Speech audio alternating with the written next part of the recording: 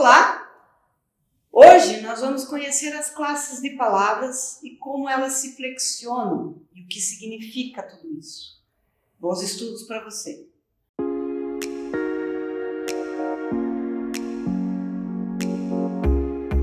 Nessa aula, nós vamos falar sobre a classificação e a flexão das palavras.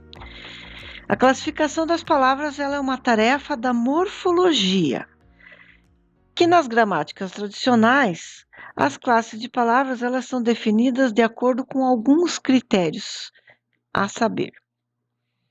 Primeiro critério, a natureza lógico-semântica. O perfil morfossintático é o segundo. E de acordo com a posição que podem ocupar ou a função que podem exercer dentro do sintagma ou dentro de uma frase. Quando nós estamos falando sobre a natureza lógico-semântica,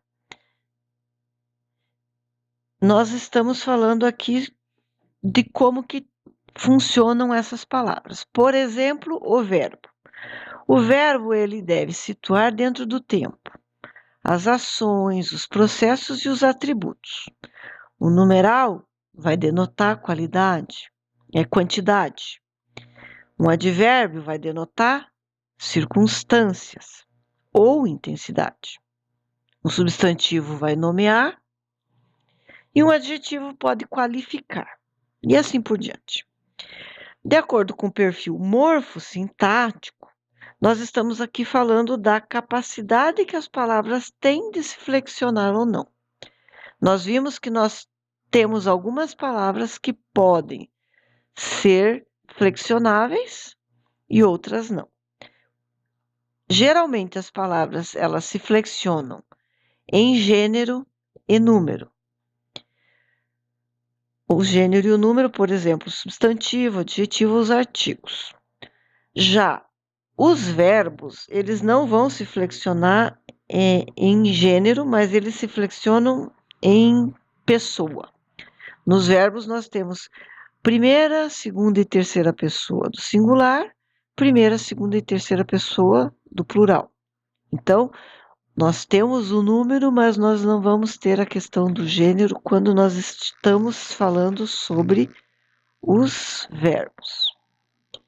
Algumas palavras, elas possuem um comportamento sintático previsível, né, dentro da estrutura de um sintagma. Por exemplo, um adjetivo, ele pode exercer uma função de adjunto adnominal ou de um predicativo de sujeito. Porém, um adjetivo nunca vai ser núcleo do predicado ou núcleo do sujeito. De acordo com Peixoto, não existe a possibilidade de haver um estudo semântico que seja exclusivamente semântico. O estudo semântico sempre vai transcender para algum outro campo linguístico ou para algum outro campo de estudo. Ele precisa estar articulado com alguns outros campos do conhecimento. Isso porque algumas palavras elas vão fazer mais sentido dentro daquele campo de conhecimento, e aí, se nós só estudarmos separadamente, nós as reduzimos ou nós as fragmentamos. Por isso a importância de se compreender que o estudo semântico, ele também vai precisar estar junto com outros campos linguísticos, né, para não ficar fragmentado. Quando nós falamos aí em classes de palavra, né, nós costumamos explicar que existem 10 classes de palavras, isso dentro da norma culta, gramática tradicional. A grande maioria dos autores hoje não consideram, por exemplo, a interjeição como uma classe de palavra. As classes de palavras, elas podem ser flexíveis ou variáveis, ou inflexíveis ou invariáveis. Quando nós consideramos a interjeição como uma classe de palavra, ela é uma das palavras invariáveis. Porém, atualmente, a grande maioria dos autores desconsidera a interjeição como sendo uma classe de palavra, porque ela possui apenas um valor semântico, de acordo com alguns autores, né? Então, quando nós desconsideramos a interjeição enquanto uma classe de palavra, nós temos aí 6 classes de palavras variáveis e 3 invariáveis. Dentro das classes de palavra, nós temos o que nós chamamos de nomes, né? E dentro dos nomes nós podemos designar, nós temos nomes designadores e nomes qualificadores. O substantivo, ele é um nome designador e ele exerce a função de núcleo do sintagma nominal. Já o adjetivo, os adjetivos eles vão exercer uma função adjunta. Os determinantes, que são os artigos, pronomes demonstrativos, e os adjetivos e os demais qualificadores, eles vão sempre exercer essa função adjunta, ou podemos chamar também de termos satélites. Ok? Os advérbios, eles não vão se flexionar nem quanto ao gênero, nem quanto ao número, mas eles possuem, em alguns casos, a gradação, né, que é um grau. Porém, o grau não é considerado uma flexão. Por isso, os advérbios são invariáveis. Assim como as preposições e as conjunções, que também são chamadas conectores, elas também são invariáveis. Dentro desses designadores e qualificadores, eles fazem uma função, né? As classes do substantivo ou classes substantivadas, elas vão exercer uma função nuclear dentro de um sintagma nominal. Agora, os determinantes, os artigos e os adjetivos, eles vão ser de função adjunto. Vamos a um exemplo, né? Os adjetivos, os pronomes e os adjetivos e os artigos vão ter função de adjunto adnominal, assim como os artigos e os numerais têm função de determinante. O adjetivo, ele tanto pode ser determinante, como ele pode ser um qualificador. Vamos ver uns exemplos. A função de adjunto adnominal. Vejam as frases a seguir. Uma mulher bela ou uma bela mulher. Vejam que existe uma diferença, né? Quando a gente está colocando palavras qualificadoras aqui, elas estão arranjadas de forma diferente. Quando nós colocamos uma mulher bela, nós só colocamos uma qualidade. Quando nós classificamos uma bela mulher, nós estamos pondo uma intencionalidade, né? E essa intencionalidade, ela está ligada diretamente com o sentido, né? E nós queremos intensificar o sentido da beleza dessa mulher. O homem grande, o grande homem, né? Existe uma diferença de interpretação e aí o sentido também se modifica. Porém, não é sempre que nós podemos fazer essas alterações de colocar em posição de anteposição. Veja que a intensificação do sentido na anteposição, ela modifica o sentido. Mas nós não podemos fazer isso sempre com todos os qualificadores. Quando nós usamos, por exemplo, eu não posso dizer azul casa, né? Azul casa, em português, é uma frase agramatical. Nós, nas línguas inglesa, por exemplo, nós podemos colocar o adjetivo vem antes do substantivo. Não é o caso no português. Azul casa ficaria agramatical, então não se admite neste caso uma anteposição, né? Por isso é importante a gente ver que quando a gente usa a questão da anteposição, nós estamos pensando no uso de alguns recursos gramaticais quando eles estão a serviço de qualquer tipo de aspecto discursivo. Então, não é em qualquer situação que a gente pode apresentar e usar, né? Existem situações e situações. Então, aí, o modo como essas palavras qualificadoras são arranjadas, ele vai determinar a intencionalidade que afeta diretamente a produção de sentido, principalmente quando nós estamos falando de discurso.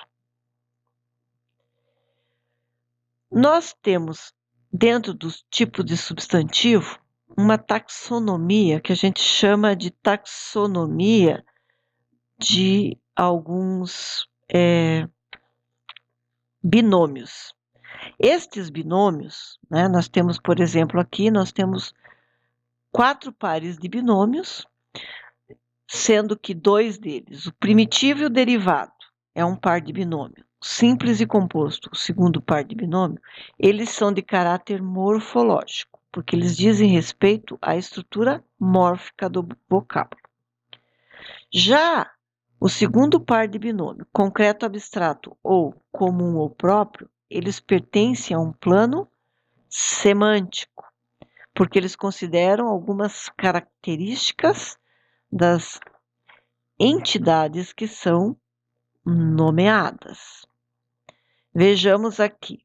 O que seria um substantivo primitivo? É aquele que dá origem às palavras. Então, ele é o termo primeiro, por isso chama primitivo. Um substantivo derivado, ele tem origem a partir de um substantivo primitivo. Se o primitivo é ferro, nós temos no derivado ferragem, ferrugem, ferreiro, ferraria.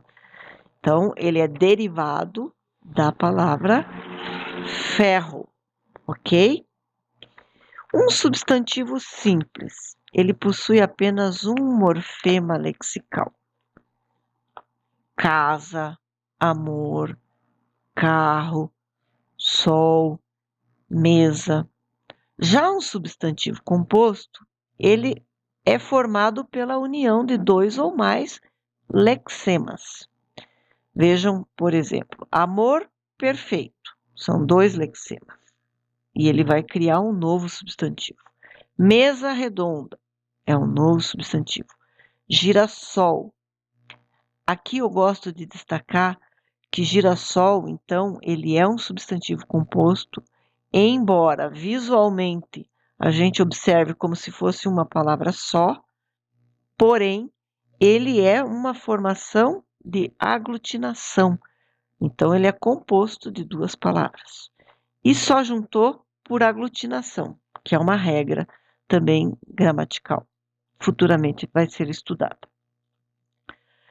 Os substantivos, eles exercem algumas funções dentro do texto ou dentro das orações, das frases. E é importante a gente observar. Nós temos aqui alguns exemplos, né, de funções que um substantivo pode exercer. Quando ele exerce uma função de sujeito, um homem muito rico deixou suas terras para seus filhos. Homem, aqui é o sujeito da oração. Objeto direto. Quem é objeto direto? O homem muito rico deixou o quê? Suas terras. Objeto direto. Objeto indireto. O homem muito rico deixou suas terras para os seus filhos. Para quem? Objeto indireto. Pode exercer ainda a função de agente da passiva. Os jovens foram levados pelos soldados. Quem levou os jovens? Os soldados. Os soldados são os agentes da passiva. Pode exercer a função de predicativo do sujeito. Consideravam aquele jovem um sábio. Complemento nominal. O terreno estava cheio de buracos. O substantivo principal nuclear é terreno, mas buracos aqui é o complemento do nome, terreno. Adjunto adverbial foi a fazenda a cavalo. Aposto, o filho mais novo, José é o aposto, herdou o pior terreno. Ou um vocativo, meus filhos. Peço, meus filhos, não briguem por herança, por minha herança. Vejam então que o sujeito ele pode exercer diversas funções sintáticas, com exceção da função de núcleo do predicado verbal. Então, embora o sujeito, o substantivo, possa exercer muitas funções, ele nunca vai exercer a função de núcleo do predicado. Um homem muito rico, ao morrer, deixou as suas terras para seus filhos. Aqui nós estamos falando da função do substantivo dentro do discurso. Observe, um homem muito rico, ao morrer, deixou suas terras aos seus filhos. Todos eles receberam terras férteis e belas, com a exceção do filho mais novo, para quem sobrou um charco inútil para a agricultura. Seus amigos se entristeceram e com isso o visitaram, lamentando a injustiça. Vejam aqui que nós estamos dentro de um texto e neste texto, no discurso, nós temos várias coisas importantes para observar nesse simples enunciado. Nós temos aqui uma frase síntese, que é a frase mais importante desse texto, que é: um homem muito rico, ao morrer, deixou sua terra para os seus filhos. Esta é a frase síntese. Quando nós estamos trabalhando o substantivo dentro desta frase, dentro de um discurso, nós vamos perceber que dentro do discurso nós vamos ter algumas referências que são de retomada do que já foi dito anteriormente, e nós vamos ter algumas situações que são de progressão. Vamos explicar. No início lá, um homem muito rico, ao morrer, deixou suas terras para seus filhos. Todos eles receberam terras férteis. Aqui nós estamos tendo uma progressão em que todos eles aqui são os filhos. Nós não precisamos repetir que são os filhos, mas nós sabemos que todos eles faz referência aos filhos, então nós estamos usando um recurso de retomada. Porém, nós temos também um recurso, receberam terras férteis. Nós temos aqui um recurso de progressão. Inicialmente, na frase síntese, nós só dissemos que ele deixou terras. Na progressão, nós já dissemos que essas terras são férteis e belas. Na sequência, nós vamos observar que ele diz, com a exceção do mais novo. Aqui está entre colchetes filho, porque na original não tem filho, mas para que a gente entenda que ele retomou o filho mais novo, mas então as terras férteis e belas foram deixadas para os outros filhos, menos para o filho mais novo. Para quem sobrou, um charco inútil para a agricultura. Um charco inútil, ele pertence ao mesmo campo semântico de terras. Então, ele está retomando terras, mas ele está dizendo que essas terras, elas não são férteis e belas, que ficaram para os seus filhos. Então, aí, os seus amigos se entristeceram. Quem são seus amigos? Os amigos do filho mais novo. Então, nós estamos usando novamente um recurso de retomada, do qual nós estamos falando sobre os amigos do filho mais novo, sem precisar repetir que foi o filho mais novo. Eles se entristeceram com isso e o visitaram, lamentando a injustiça que lhe havia sido feita. Qual foi a injustiça que foi feita e quem lhe havia sido feita? A injustiça que tinha sido feita para o filho mais novo. Qual foi a injustiça? Ter ficado com um charco inútil para a agricultura. Vejam que dentro do discurso nós usamos diversos recursos, ou de retomada ou de progressão.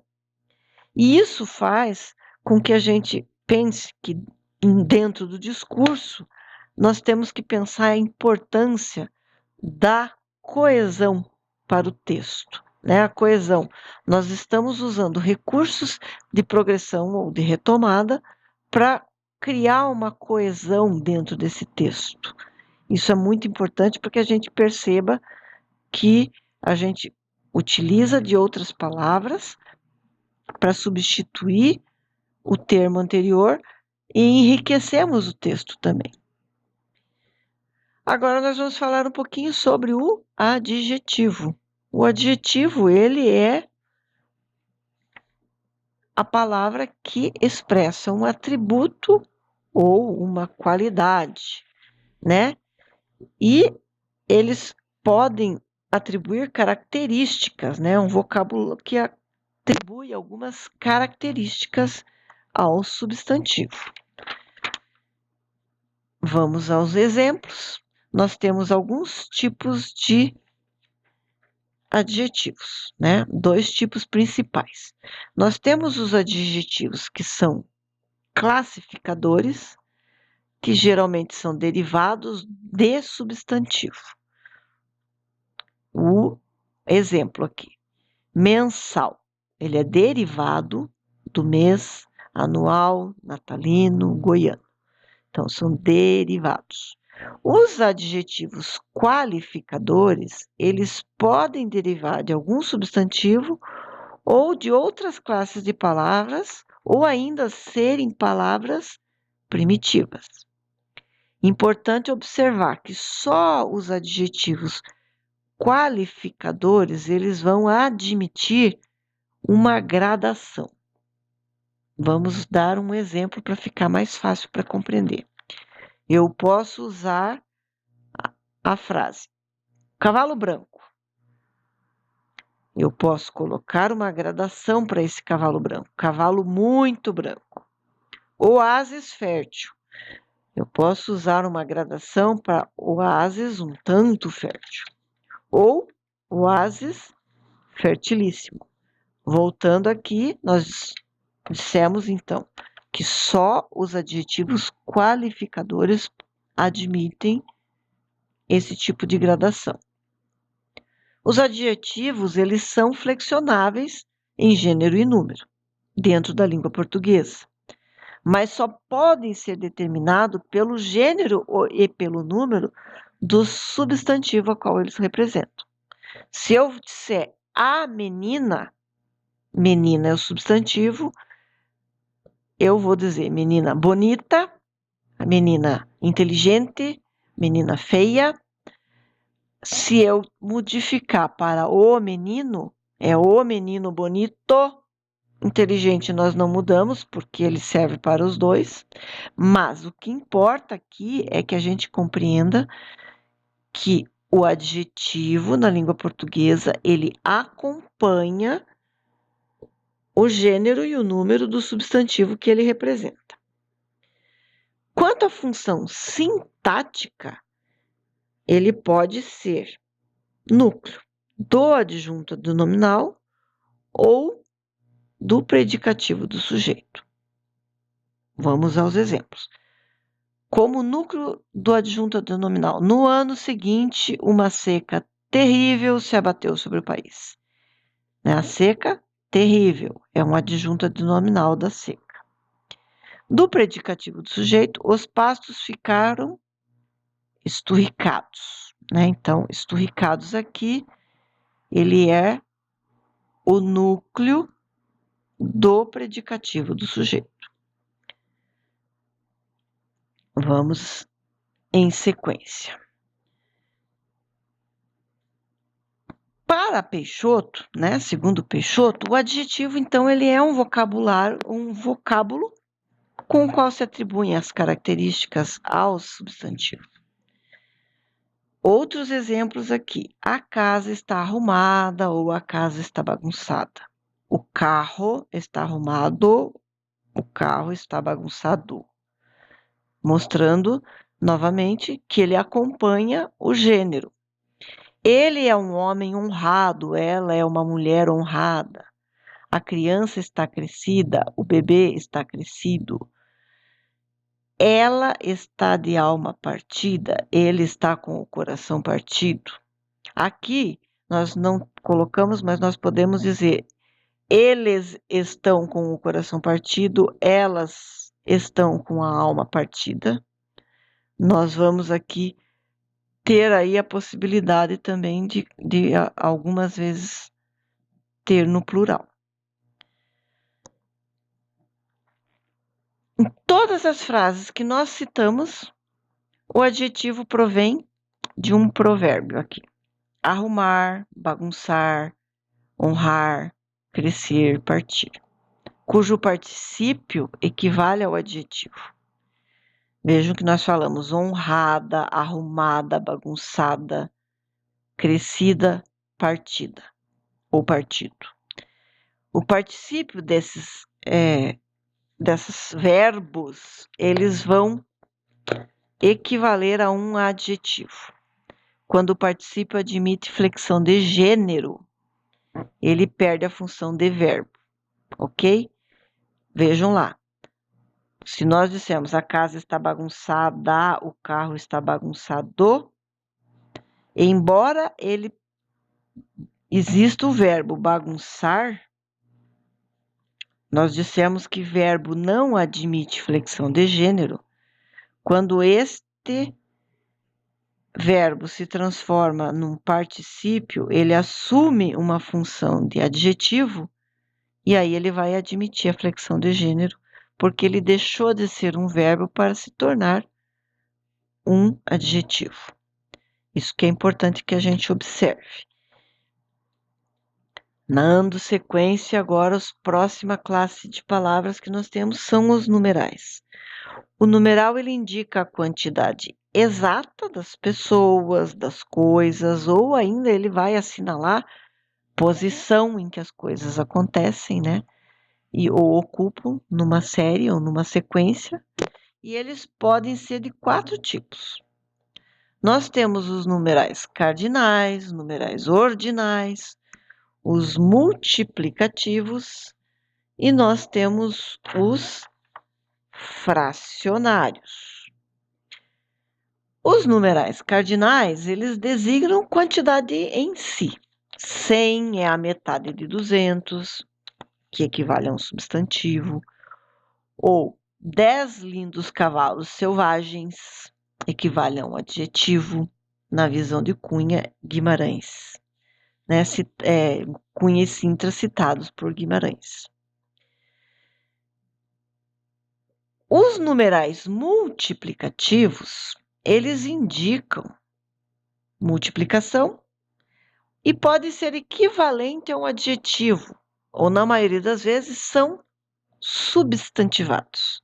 Chopp duplo, paguei o triplo do preço, né? Aqui o triplo do preço está substantivado.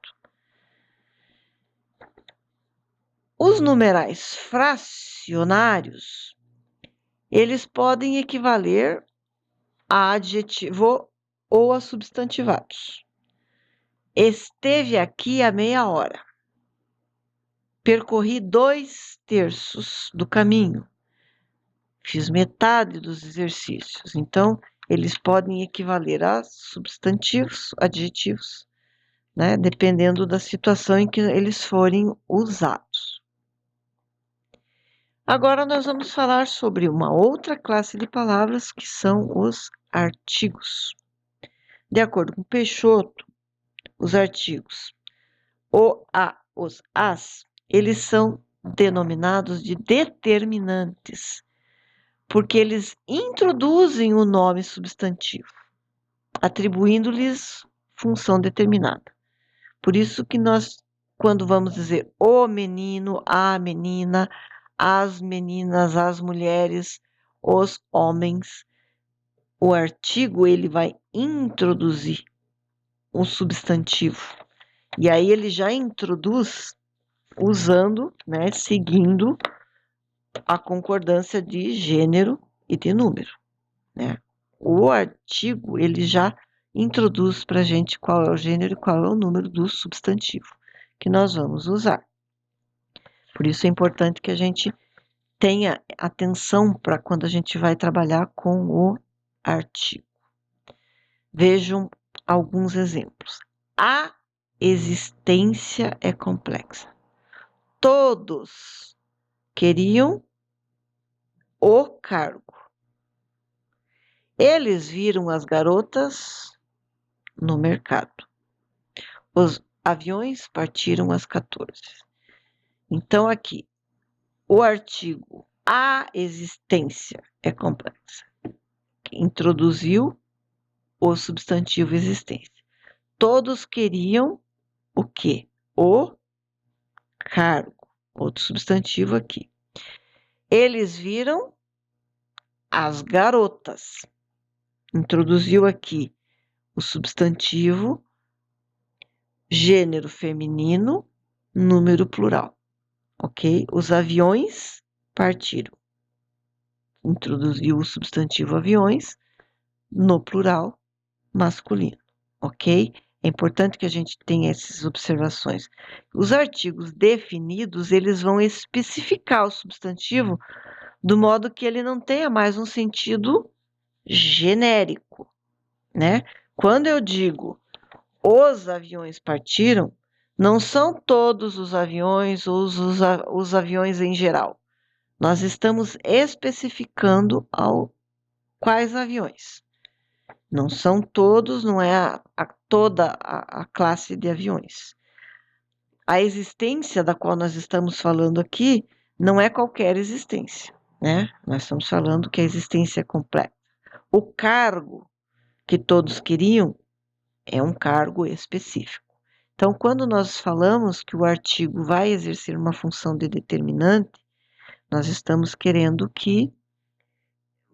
mostrar que esse artigo ele vai apresentar como uma coisa mais específica. As garotas no mercado que eles viram não foram quaisquer garotas ou garotas genéricas. São algumas garotas específicas. Então, o Guimarães destaca que os gramáticos modernos, o artigo indefinido, na linguística, ele é considerado como um pronome indefinido. Por isso, ele não está sendo estudado aqui como um artigo indefinido. Dando sequência, Guimarães também diz que, de acordo com Azeredo, o artigo é a palavra gramatical variável em gênero e número que no texto ele se antepõe ao substantivo quando o enunciador se refere a uma entidade determinada. Aqui ela está dizendo a mesma coisa conhecida do interlocutor. Está dizendo a mesma coisa que nós estávamos dizendo anteriormente. Nós estamos falando que o artigo introduz uma pessoa ou uma coisa específica, né, que ele se antepõe. Então, quando ele diz aqui que é uma entidade determinada, então não é qualquer entidade, não é qualquer existência, não é qualquer cargo, não é qualquer garota e não são quaisquer aviões que nós estamos falando aqui. Por isso a importância de entender que o artigo ele determina, por isso ele acaba especificando. No discurso, né, o artigo ele pode aparecer: houve uma seca terrível. Uma seca terrível se abateu sobre nós. Uma seca, ela precisa ser interpretada dentro de um ponto de vista aqui semântico, no sentido de que o interlocutor saiba, a partir do seu conhecimento de mundo, do que se trata. Então, o que foi uma seca, né? Essa sentença, ela vai ser interpretada nesse sentido, porque não existe como a gente entender o que foi uma seca se nós não conhecemos o que é a seca, nunca ouvimos falar de seca. E aqui o artigo no discurso ele vai aparecer. É aquela seca específica, embora nós estejamos usando aqui um pronome, né? É por isso que é importante a gente observar. A próxima classe de palavra, então, é o pronome. Na gramática tradicional, o pronome eles podem substituir o substantivo ou acompanhá-lo, determinando a extensão do seu significado. Aqui nós podemos lembrar das frases que nós tínhamos visto lá quando nós dissemos que um homem muito rico deixou tudo que tinha para os seus filhos, né? Na sequência, nós usamos todos eles receberam alguma coisa. Então, nós vamos usar o pronome para retomar muitas vezes algumas categorias. Então, de acordo com o Peixoto, ele é um substituto por natureza, porque ele tem função de substituir o substantivo ou até mesmo um adjetivo. E podem ser pronomes adjetivos ou pronomes substantivos, de acordo com a função que ele estiver exercendo. Ele tem a propriedade de fazer alusão às outras entidades do texto ou do discurso que nós estivermos proferindo. Vejam que,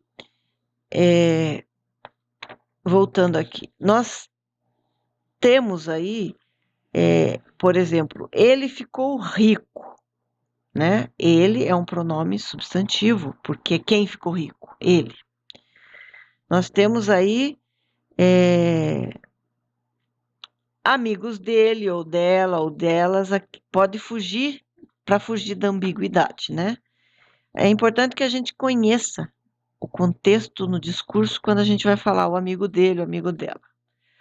A nomenclatura gramatical brasileira, ela classifica os pronomes em 7 classes, a saber, que são os pessoais, de tratamento, pronomes possessivos, pronomes indefinidos, interrogativos e relativos. Vamos na sequência. De acordo com Guimarães, citando Perini e Castilho, esses 2 autores consideram apenas os pronomes pessoais como pertencentes à categoria de pronominal. Os demais, eles estariam como uma subcategoria de quantificadores, ou de demonstrativos, ou de possessivos. Já Azeredo considera os pronomes pessoais e os possessivos demonstrativos, indefinidos e relativos, mas desconsidera os pronomes de tratamento e os pronomes interrogativos. Ele utiliza a forma de tratamento e insere pronomes interrogativos junto com outros pronomes indefinidos.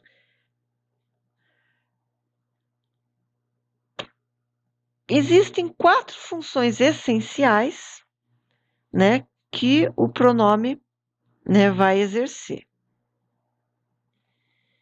E aí nós vamos entender aqui que ele pode ocupar o núcleo do sintagma, né? Ele pode ser remetido também aí como as 4 funções essenciais que o pronome vai exercer. Ele pode ter, mostrar ou demonstrar quantidade, por exemplo, avistaram vários, alguns, muitos ou poucos cavalos. Outra função essencial que o pronome pode exercer é de vínculo com pessoa do discurso. Seus amigos, nossa cidade, meus avós, todos eles lá no texto que a gente viu dos filhos que receberam a herança. Ele pode ocupar uma posição no espaço-tempo. Esta casa aqui, aquela fazenda acolá, naqueles velhos tempos. Nós estamos aqui falando da posição espaço-tempo. Dentro também, ele ocupa a posição dentro do próprio texto. Vejam só, reformamos e consertamos toda a casa, mas essas benfeitorias não foram reconhecidas. Então, dependendo do contexto, ele pode exercer funções diferenciadas. De acordo com Peixoto Filho, né, ele sugere que a gente use o binômio pronome nuclear e pronome adjunto para substituir a classificação de pronomes substantivos e pronomes adjetivos. Mas é uma sugestão, né?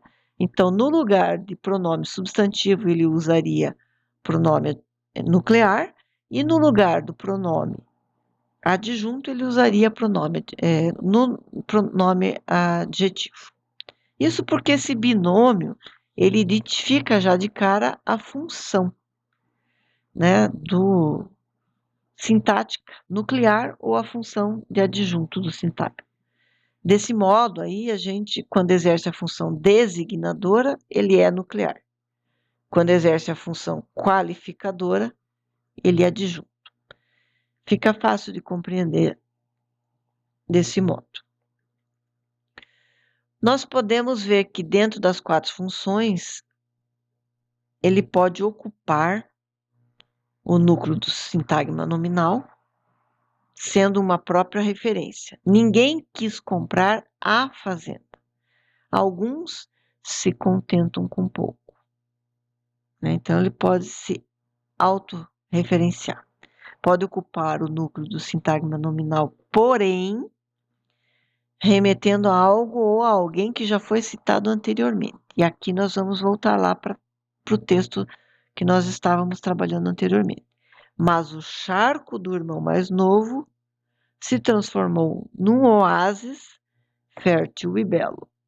Nós estamos continuando aquela mesma história. Ele ficou rico e comprou um lindo cavalo branco por um preço altíssimo. Seus amigos organizaram uma festa porque coisa tão maravilhosa lhe tinha acontecido. Vejam que os pronomes ele e lhe remetem ao irmão mais novo, né? Mas o charco do irmão mais novo se transformou num oásis belo. Ele, o irmão mais novo, ficou rico e comprou um lindo cavalo. Seus amigos organizaram uma festa porque coisa tão maravilhosa lhe tinha acontecido. Tinha acontecido para quem? Para o irmão mais novo. Então vejam que a gente usa também como retomada. Ele pode ocupar também as margens do sintagma, ajudando a determinar ou a especificar o núcleo do substantivo.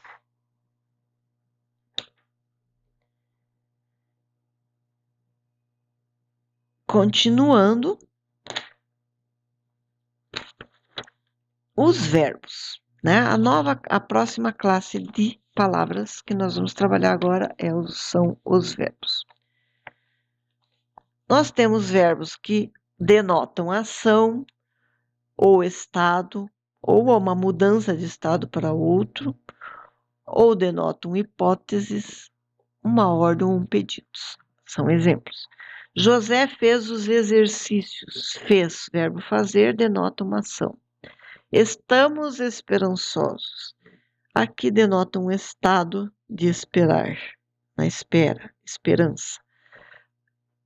Maria virou diretora. Vejam que este verbo denota uma mudança de um estado para o outro. Maria era alguma outra coisa e virou diretora. Mudou de estado. Se você quisesse, nós estudaríamos juntos. É uma hipótese, né? Então, nós estamos, se você quisesse, né? Nós estamos dando uma possibilidade, não é uma coisa real, concreta, mas é só se você quisesse. Faça as tarefas, ordem ou pedido. Vejam que aí nós estamos falando de alguns modos, né? Nós temos indicativo, subjuntivo, imperativo, né? Nós temos aí esses modos dos verbos. O verbo, então, ele é o quê? Ele é o núcleo do sintagma, né? Verbal. O sintagma verbal, ele possui, então, um verbo. O verbo é o núcleo deste sintagma. Uma oração canônica do português, ela tem que possuir um sujeito, um verbo e um complemento, ou um objeto, podendo ser representada por dois sintagmas nominais, que é um núcleo do sujeito e um do objeto, e um sintagma verbal. Vamos a um exemplo. O menino adormeceu. O núcleo do sintagma verbal é adormeceu, né? O núcleo do sujeito, o sintagma nominal é o núcleo do sintagma nominal é menino, porém o núcleo do sintagma verbal é adormeceu, é o verbo. O menino comeu a maçã, voltando ao que nós dissemos agora anteriormente. Comeu é o núcleo do sintagma verbal e ele está ligado a um sintagma nominal menino e um sintagma nominal maçã, em que o menino é um substantivo que exerce função de sujeito e maçã exerce aqui a função de objeto direto. O menino deu a maçã para o irmão. O verbo, núcleo do sintagma verbal, é deu. O núcleo do sintagma nominal, menino, é o sujeito. O núcleo do objeto direto é a maçã. E irmão é o núcleo do sintagma objeto indireto. É interessante que a gente observe que existe, então, o sintagma verbal, ele pode estar relacionado tanto com o sintagma nominal sujeito, sintagma nominal objeto direto, sintagma nominal objeto indireto. Dando sequência, então, nós temos na primeira oração, que era um verbo intransitivo, na segunda oração, nós temos um verbo transitivo direto, e aí na terceira, um transitivo direto e indireto. Na primeira oração, nós dissemos: o menino adormeceu, verbo intransitivo. Na segunda, o verbo transitivo direto: o menino comeu a maçã. E na terceira, ele é bitransitivo, porque nós temos que o menino deu a maçã para o irmão. Nós temos aqui duas transitividades. Quem deu a maçã? O menino. Para quem? Para o irmão. É interessante também que a gente observe essa bitransitividade. Aí nós vamos observar que existem as determinações dos tipos de verbos, né? Funções que esses verbos podem exercer. O verbo intransitivo, ele vai possuir um sintagma verbal, que é o adormeceu. O transitivo direto, ele vai ter um sintagma verbal, que é comeu, nós já vínhamos falado, nós vamos retomando agora, e um sintagma nominal, que é a maçã. Já no verbo transitivo direto e indireto, vejam que isso também é uma fórmula que a gente pode guardar e criar novas frases usando essa mesma fórmula. O verbo transitivo direto e indireto, ele possui um sintagma verbal, que é deu, mais um sintagma nominal, que é a maçã. E nós temos o sintagma preposicionado, que é para o irmão, né? Ele não é nominal, mas é preposicionado. E aí, são dois, ele é bitransitivo, ele é direto, indireto ou bitransitivo. Se nós aplicarmos essa fórmula, né, de um verbo intransitivo possui só sintagma verbal, nós podemos usar dormiu, adormeceu, correu, fugiu. Entende? Nós podemos substituir por N outros verbos que assumem a mesma intransitividade.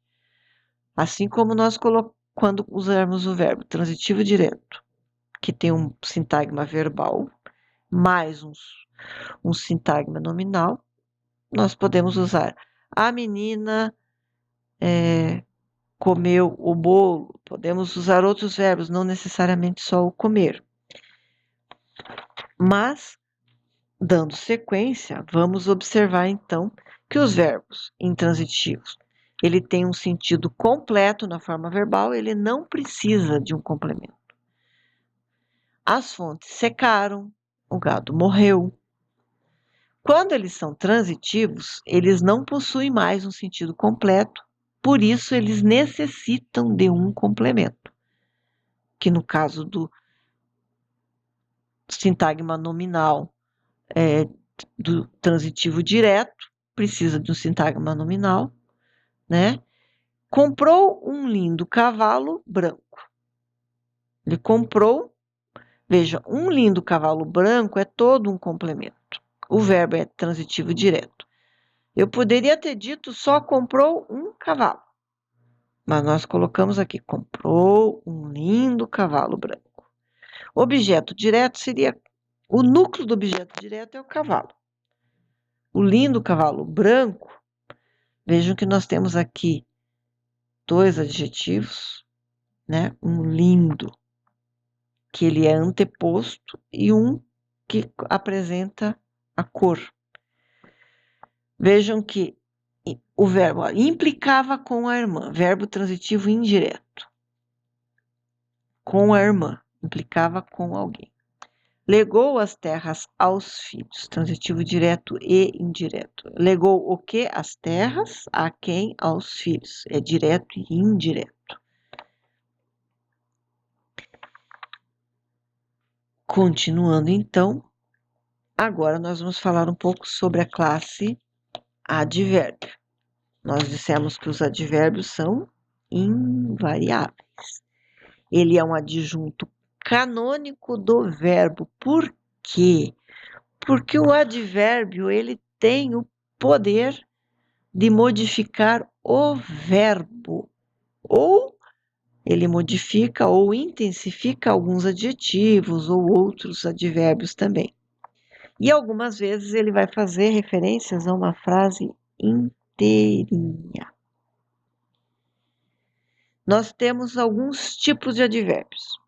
Advérbio de lugar, à direita, à esquerda, à distância, ao lado, abaixo. Nós temos os advérbios de tempo, à noite, à tarde, agora, ainda, amanhã. Nós temos também de modo, à vontade, aos trancos, às avessas, de negação, não em absoluto, de forma alguma, de modo algum, de dúvida, né? Nós vamos dizer, acaso, talvez, porventura, possivelmente. Advérbio de intensidade, bastante, extremamente, demais, mais ou menos. Advérbio de afirmação. Sim, certamente, sem dúvida. É importante que a gente entenda que tem diversos tipos de advérbio. Isso é importante a gente conhecer. Na nomenclatura gramatical brasileira, ela prevê ainda que existem alguns advérbios interrogativos. De lugar, de tempo, de modo e de causa. Onde está minha mãe? Né? É um advérbio interrogativo de lugar. Quando você vem? Advérbio interrogativo do tempo. Como está passando? Um advérbio interrogativo de modo. Por que ainda não veio? Um advérbio interrogativo de causa. Na gramática moderna, Peixoto diz que há casos em que os sintagmas adjetivais ou nominais, eles vão aparecer modificando alguns verbos e vão atribuir a eles algumas circunstâncias, e aí eles vão equivaler ao adjunto verbal em português. José trabalha muito. Ele vai ser um advérbio ou um sintagma adverbial. José trabalha de noite, é uma locução adverbial, né? De lugar. José trabalha quando a noite vem, também, sintagma nominal de tempo. José trabalha muitas vezes, né? José chegou rápido. Agora nós vamos falar sobre os conectores ou conectivos. Quem são os conectores ou conectivos? Podem ser as preposições ou as conjunções. São elementos, né, cuja função é ligar vocábulos, orações, períodos e parágrafos. De acordo com Azeredo, citado aí por Guimarães, a preposição é a palavra invariável que precede uma unidade nominal. Lembrando que uma unidade nominal pode ser um substantivo, um pronome, um infinitivo, e a preposição ou a conjunção vai converter num constituinte de uma unidade maior. Essas unidades maiores, elas vão assumir função adjetival ou adverbial. Considerando o ponto de vista sintático, quando eles assumem essas funções, eles são chamados de transpositores, né? A preposição é chamada de transpositor.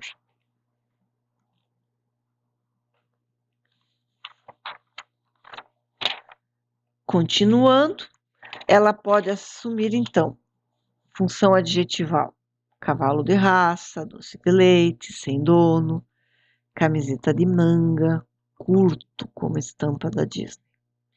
Ou, quando for função adverbial, nesta escola, lugar, chegarei em breve tempo, mexi a massa com as mãos, de moto.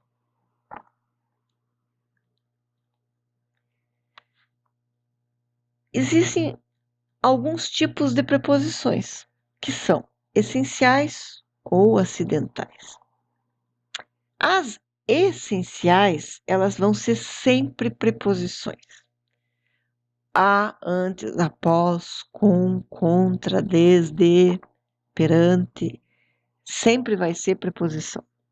As preposições consideradas acidentais, elas são palavras que podem pertencer a outras classes, mas que em alguns casos elas vão se comportar como se fossem uma preposição. Afora, conforme, salvo, senão. Vejam que podem ser conjunções que estão assumindo um papel de preposição. Então, neste caso, elas são acidentais. As locuções prepositivas, elas são sempre finalizadas com uma preposição. Por isso são chamadas de locuções prepositivas. A respeito de, além de, em cima de, em relação a, em torno de e por causa de.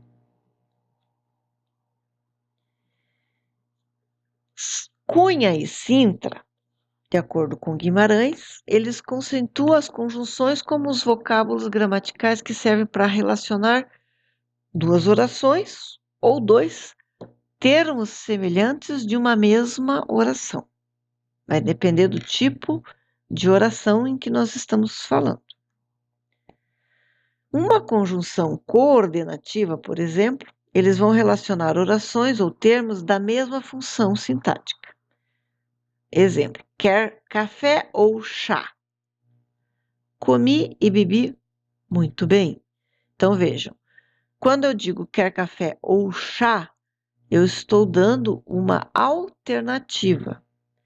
Quando eu digo comi e bebi muito bem, eu estou fazendo duas ações, então eu tenho uma conjunção aditiva.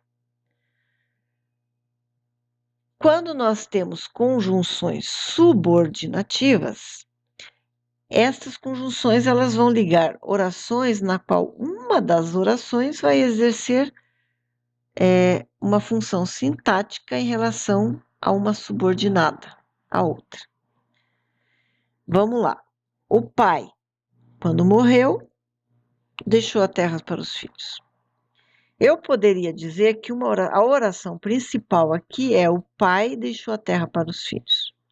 Porém, deixar a terra para o filho está subordinada ao quando morreu. Por isso a oração aqui é subordinada.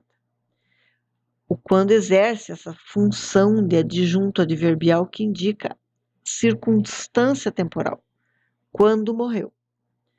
Então, a oração ela está subordinada a esta circunstância temporal.